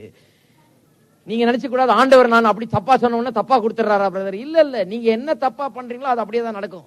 என்ன வாயில திறந்து என்ன பேசுறீங்களோ அப்படிதான் நடக்கும். ஏனென்றால் தேவன் உங்களை தன்னை போல உண்டாக்கி விட்டார், தம்மை போல அவர் உருவாக்கி விட்டார். அதனாலதான் அவன் வாய் அடைச்சார். ஏன் வாய் அடக்கணும்? என்ன பிரதர் பேசினா என்ன ஆயிடுறது? அவங்க பாவம் இந்த கிழவனார் பேசிட்டு போட்டோம், அவர் ஒரு மூலையில கிடக்குறாரு, பேசிட்டு போட்டோம், இது ஆகிறது ஆகட்டும் பிரதர். கத்த சொல்றாரு இல்ல, அவர் அப்படி பேசுற வரைக்கும் இங்க ஆகிறது ஆக போறதே கிடையாது. அதனாலதான் அவர் வாயை மூடணும். ஏன்னா அவர் அப்படி பேசிட்டே இருந்தா அவர் பேசுறதுதான் ஆகும். பேசிக்கிட்டே இருந்தா எலிசபெத்துக்கு வயசாயிட்டே இருக்கும். பேசிக்கிட்டே இருந்தா இவருக்கும் வயசு அதிகமாகிட்டே இருக்கும். ஒன்னும் வேலை நடக்காது. பேசுறதை இவர் நிறுத்தினாதான் உள்ள ஒரு அற்புதம் நடக்கும். அதனாலதான் நிறுத்துறேன்றார். அருமையானவர்களே, நான் சொல்லுகிறேன், அதனாலதான் வாயை அநேக நேரத்துல சரியான திசையில திருப்ப வேண்டியதா இருக்குது. அதனாலதான் யாக்கோபுல வாசிக்கிறோம் இல்லையா, சுக்கான் பெரிய கப்பல எந்த திசையில செல்ல வேண்டும் என்று திருப்புகிற வாய் இது.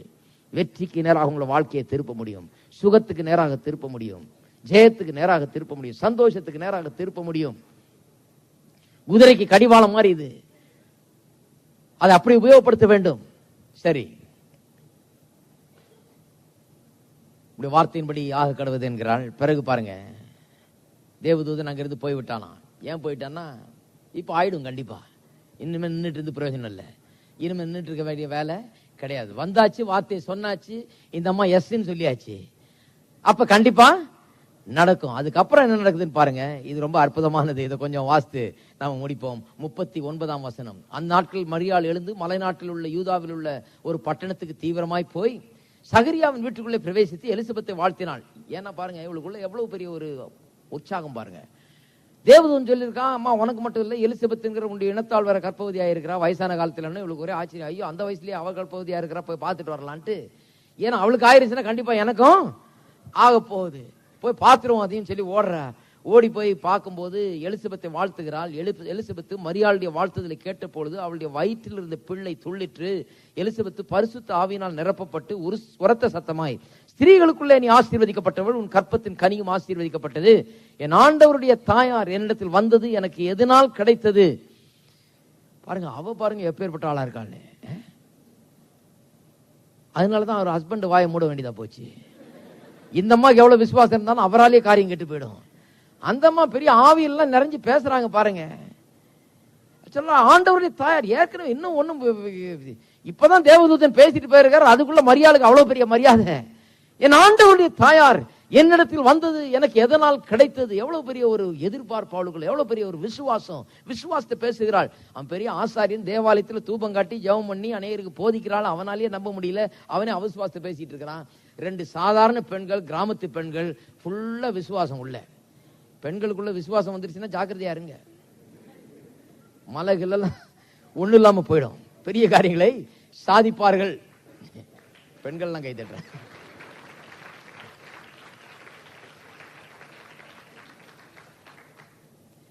சில வீட்டுல ஹஸ்பண்ட்னால காரியம் கெடுது. அவர் சரியில்லை, இவங்க ஒண்ணு விசுவாசிட்டு இருக்கிறாங்க, அவர் ஒண்ணு பேசிட்டு இருக்கிறாரு. இவங்க ஒண்ணு ஆகுன்றாங்க, அவர் அதுக்கு ஆப்போசிட்டா பேசிட்டு இருக்கிறாரு. அவர் வாயை இவங்க பொத்த வேண்டியதா இருக்குது. கொஞ்சம் மூடுங்க வாயேன்னு, உங்க வாயாலேயே நாங்க கெட்டோம்னு. இந்த 2 பெண்களுக்குள்ள எவ்வளவு பெரிய விசுவாசம் பாருங்க. அந்த வீட்டுல அந்த ஆசாரியனுக்கு நம்ப முடியல, ஆனா அவருடைய மனைவி ஒரு சாதாரண பெண். அவ அவ்வளவு ஆவியினால் நிரம்பி மரியாதை பார்த்தவன் இந்த ஆண்டவருடைய தாயார் என்று சொல்லி வாழ்த்துகிறார். இதோ நீ வாழ்த்தின சத்தம் என் காதில கேட்டவுடன் என் வயிற்றில் உள்ள பிள்ளை களிப்பாய் சொல்லிற்று. விசுவாசித்தவளே, எல்லாம் சொல்லுங்க, விசுவாசித்தவளே. பார்த்தவன அடையாளம் கண்டுபிடிச்சா, நீ விசுவாசி. விசுவாசித்தவளே நீ பாக்கியவதி. கர்த்தராலே அவளுக்கு சொல்லப்பட்டவைகள் நிறைவேறும். தீர்க்க தரிசனமே சொல்றா பாருங்க. இந்த மாதிரி தீர்க்க தரிசனம் தான் கேட்கணும். எங்கேயா போய் நின்றுட்டு 2 கருப்பு உருவங்கள் பார்த்தேன், அது இல்ல தீர்க்க தரிசனம். இதுதான் தீர்க்க தரிசனம். இப்ப என்ன பண்ணிட்டு இருக்கேன்? தீர்க்க தரிசனம் சொல்லிட்டு இருக்கிறேன் நானு. விசுவாசித்தவளே நீ பாக்கியவதி, அவளுக்கு உரைக்கப்பட்டது எல்லாம் அப்படியே சொல்லப்பட்டவைகள் நிறைவேறும். ஏனென்றால் கர்த்தரால் கூடாத காரியம் ஒன்றுமில்லை. அவர் சொல்லிட்டாரா அது நிச்சயமாய் நிறைவேறும். அவர் வாயிலிருந்து வார்த்தை வந்துருச்சுன்னா அது நிறைவேறாம போகாது. அதற்கு தடையா எதுவும் இருக்க முடியாது. வயசு அதுக்கு தடையா இருக்க முடியாது. கன்னி பெண்ணா இருக்கிறாளேன்னா அதுவும் தடையா இருக்க முடியாது. சொன்னது நிச்சயமாய் நிறைவேறும் என்கிறாள். பாருங்க, அப்பொழுது மரியாள் இவ ஆரம்பிக்கிறா. இப்ப 2 பேரும் ஃபயர் பிராண்ட் மாதிரி இருக்கிறாங்க. ஒருத்தருக்கு ஒருத்தர் தீர்க்க தரிசனம் நடக்குதுங்க. அப்பொழுது மரியாள் என் ஆத்மா கர்த்தரை மகிமைப்படுத்துகிறது. பாருங்க, உள்ளத்துல எண்ணத்தினால் நிறைந்திருக்கிறா பாருங்க. அங்க 7 பாயிண்ட் சொன்ன ஆபிரகாம் பற்றி, அவளத்தையும் இங்க பார்க்கிறோம் பாருங்க. கர்த்தருடைய வார்த்தையை விசுவாசிக்கிறார்கள். நடக்கக்கூடாது நடக்கும் என்று விசுவாசிக்கிறார்கள். இருக்கீங்களா? இம்பாசிபிள் வில் பிகம் பாசிபிள் விசுவாசிக்கிறார்கள். நடக்கக்கூடாது நடக்கும் என்று விசுவாசிக்கிறார்கள். இல்லாத இருக்கிறது போல அழைக்கிறார்கள். ஆண்டவருடைய தாயார் என்று அழைக்கிறாள். இல்லாத இருக்கிறது போல அழைக்கிறார்கள். சாதகமான சூழ்நிலை இல்லாத போதும் தேவனுடைய வார்த்தையில் சொன்னது நிறைவேறும் என்று நம்புகிறார்கள். எதிர்மறையான சூழ்நிலை இருந்த போதும் தேவனுடைய வார்த்தையே நிறைவேறும் என்று விசுவாசிக்கிறார்கள். விசுவாசத்தை அறிக்கை செய்து பலப்பட்டுக் கொண்டே இருக்கிறார்கள். அதே பேசுறாங்க பாருங்க. அதான் 6 பாயிண்ட் அப்ப சொன்னேன். 7ஆவதையும் சொல்றேன். 6 காரியங்களும் ஆபிரகாம்ல பார்த்தது அப்படியே செய்து கொண்டிருக்கிறார்கள் பாருங்க. இப்ப பாருங்க, என் ஆவி 47 என் ரட்சகராகிய தேவனில் களி கூறுகிறது. அது முந்தின வசனம், என் ஆத்துமா கர்த்தரை மகிமைப்படுத்துகிறது. ஆபிரகாம் தேவனை மகிமைப்படுத்தி விசுவாசத்தில் வல்லவனானான் என்று எழுதி இருக்கிறது. அது போல இவளும் என்ன பண்ணிட்டா?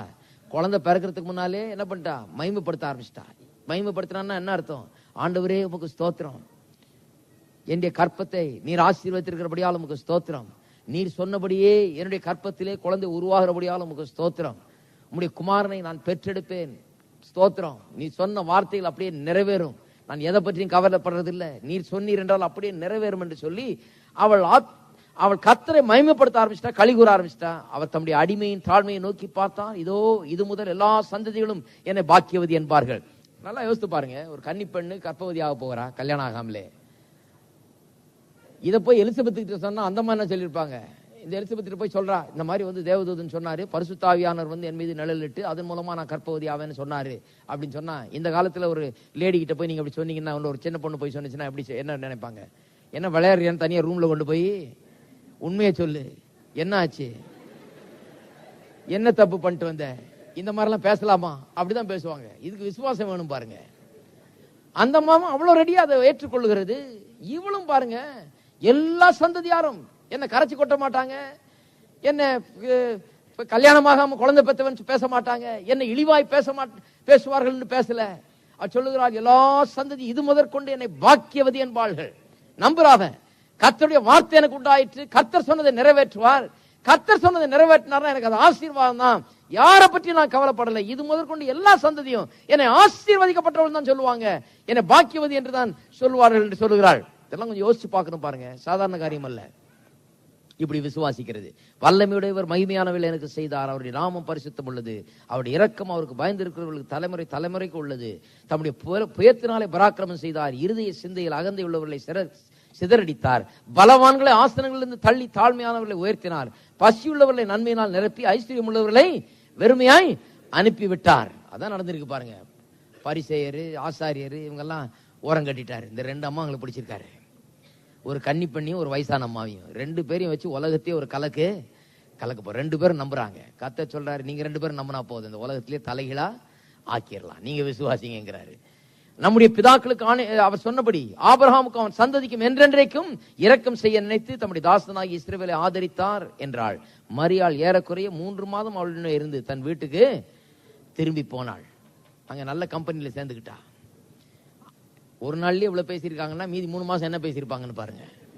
ஃபுல்லா இந்த மாதிரி தீர்க்க தரிசனம் தான் ஓடி இருக்காங்க. ஒருத்தர் என்கரேஜ் பண்ணி கர்த்தருடைய வார்த்தையை பேசி, கர்த்தர் உனக்கு என்ன சொன்னார், எனக்கு என்ன சொன்னார், இதையே பேசி பேசி பேசி ஒருவரோடு ஒருவர் அங்கே ஐக்கியப்பட்டு பலப்பட்டார்கள். அவிசுவாசமா இருக்கிற கோயில்ல உட்காந்துக்கிட்டு அவிசுவாச பிரசங்கத்தை கட்டு விசுவாசத்துல பலப்பட்டு போக முடியாது. இருக்கீங்களா? விசுவாச பிரசங்கத்தை கேட்டு விசுவாசிகளோட ஐக்கியம் கொண்டுதான் விசுவாசத்துல பலப்பட்டு போக முடியும். கவனிங்க, கர்த்தர் அவளிடத்தில் தம்முடைய இரக்கத்தை விளங்க பண்ண 57 எலிசபெத்துக்கு பிரசவ காலம் நிறைவேறின போது அவள் ஒரு புத்திரனை பெற்றாள். ஆஹா, தான் 7வது பாயிண்ட். எதை விசுவாசித்து எதை அறிக்கை செய்தார்களோ அது அப்படியே ஆயிற்று. மலையெல்லாம் ஒன்றுமில்லாமல் போய்விட்டது, வயசெல்லாம் நத்திங். எலிசபெத்து பிரசவ காலம் நிறைவேறின போது ஒரு புத்திரனை பெற்றாள். அதே மாதிரி வாசிக்கிறோம் 2ஆம் அதிகாரம் 7ஆம் வசனத்துல, அவள் தன் முதற் பேரான குமாரனை பெற்று மரியாளை பற்றி சத்திரத்தில் அவளுக்கு இடமில்லாது இருந்தபடினாலே பிள்ளை துணிகளில் சுற்றி முன்னணியிலே கிடத்தினாள். இவளும் போனா வீட்டுக்கு போய் இவளும் கற்பம் தரித்து இவளும் பிள்ளைய பெற்றாள். நான் சொல்லுகிறேன் அருமையானவர்களே, இந்த இடத்துல வரும்போதெல்லாம் ஒவ்வொரு முறையும் கர்த்தருடைய வார்த்தை நமக்கு உண்டாகிறது. நீங்க வசனத்தை எடுத்து வாசிக்கும் போதெல்லாம் கர்த்தருடைய வார்த்தை உங்களுக்கு உங்களோட பேசட்டும். இந்த வார்த்தைகளை கொண்டு கர்த்தர் உங்களோட அனுதினமும் பேசுகிறார். இங்க வரும்போதெல்லாம் இதைத்தான் பேசிக் கொண்டிருக்கிறோம். இந்த வார்த்தைகள் கர்த்தருடைய சித்தத்தையும் வார்த்தையும் உங்களுக்கு அறிவிக்கிறது.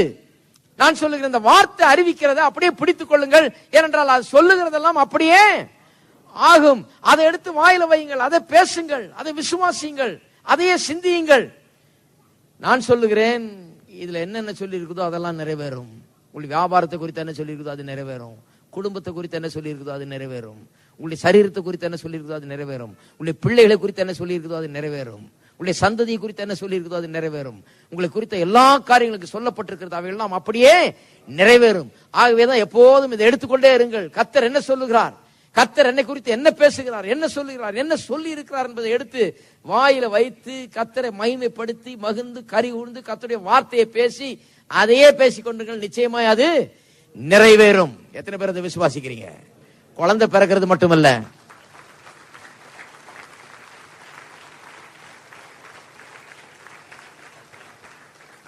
குழந்தை மட்டுமல்ல, உங்களுடைய நல்வாழ்வு பிறக்கும், உங்களுடைய முன்னேற்றம் பிறக்கும், ஆசீர்வாதம் பிறக்கும், குடும்பத்தில் விடுதலை பிறக்கும். நான் சொல்லுகிறேன், கர்த்தர் சொல்றார் பிறக்கும் என்று. அதை விசுவாசியுங்கள், பற்றி கொள்ளுங்கள், அது அப்படியே ஆகும். ஜபத்தில் அதையே பேசுங்கள், மலையை பார்த்து பேசுங்கள், தள்ளுண்டு போ என்று சொல்லுங்கள், பிரச்சனைகளை பார்த்து பேசுங்கள், தள்ளுண்டு போ என்று சொல்லுங்கள், சந்தேகப்படாமல் விசுவாசியுங்கள், தொடர்ந்து அதையே பேசிக் கொண்டிருங்கள். சொன்னதுக்கு ஒப்ப பேசிக்கொண்டு ஜபத்தில் என்ன சொன்னீங்களோ அதையே அதுக்கு ஏற்றபடி பேசுங்கள். ஜபத்தில் ஒண்ணு விசுவாசத்தோடு பேசிட்டு அப்புறம் நாள் முழுக்க விசுவாசம் இல்லாமல் பேசாதீர்கள். ஏனென்றால் அப்படி செய்யும் போது சொன்னபடியே ஆகிறது. எல்லாரும் எழுந்து நிற்போம்.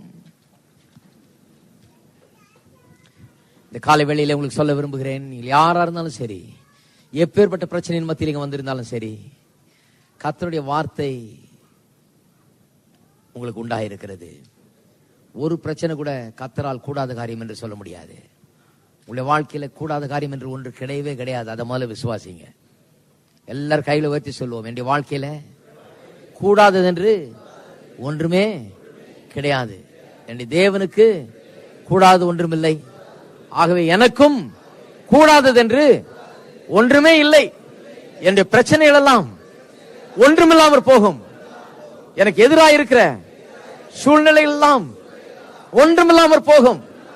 நான் தலை தோங்குவேன், நான் செழிப்பேன், நான் ஆசீர்வாதமாய் இருப்பேன். என்னுடைய வாழ்க்கை நன்மையினாலே நிரப்பப்பட்டிருக்கும்.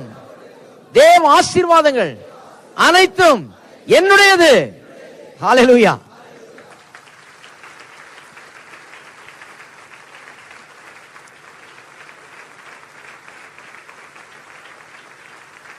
ஸ்தோத்திரம். ஜெபிப்போம். ஸ்தோத்திரம். இதை பயிற்சி வையுங்கள். எல்லா பிரச்சனைகள் மத்தியிலும் தேவனுடைய வார்த்தை என்ன சொல்லுகிறது என்று பாருங்கள். அந்த பிரச்சனையை பற்றி அதை பேசுங்கள். அன்பின் பிதாவே, கர்த்தராகிய இயேசுவின் நாமத்திலே மண்டையில் வருகிறோம். இந்த காலை வேளையிலே உம்முடைய வார்த்தை எங்களை பலப்படுத்துகிறது. அதுக்காக உமக்கு ஸ்தோத்திரம். உடைய விலையேற பெற்ற வார்த்தைக்காக உமக்கு ஸ்தோத்திரம். வானம் பூமி ஒளிந்து போனாலும் இது ஒளிந்து போகாது.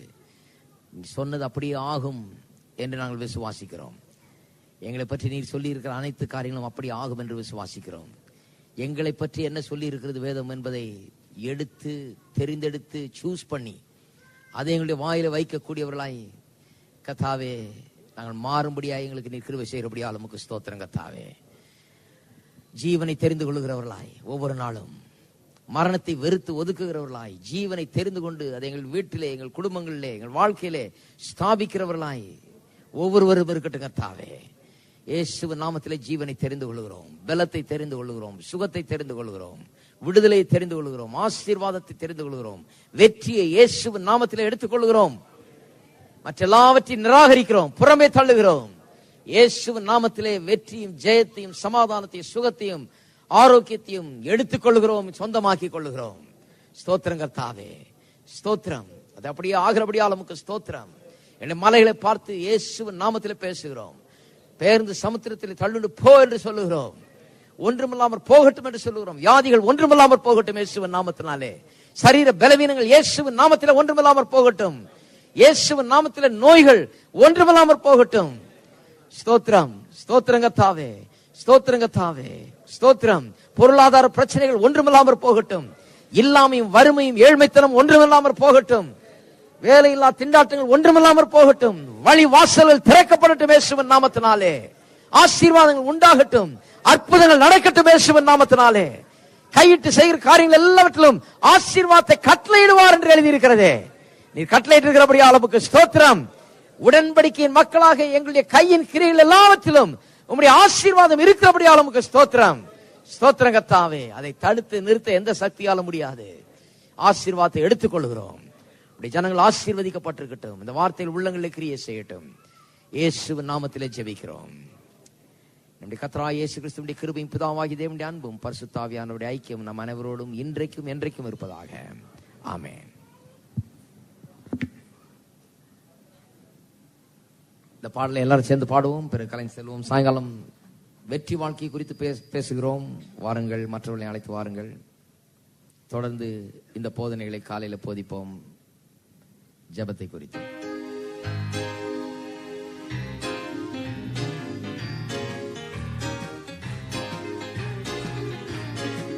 கர்த்தருண்டு எங்கெங்கும் என்ற உணர்வு இன்றெங்கும் உயிர் தேடுதலின் வல்லமை ஆசை வாடுதே இவ்வேளை. கிறிஸ்து மகிமை பாடவே, கிறிஸ்து இயேசு மகிமை பாடவே. கர்த்தருள் ஆசீர்வதிப்பார். கர்த்தருண்டு எங்கெங்கும் என்ற உணர்வு இன்றெங்கும் உயிர் தேடுதலின் வல்லமை ஆசை வாடுதே இவ்வேளை. கிறிஸ்து மகிமை பாடவே, கிறிஸ்து இயேசு மகிமை பாட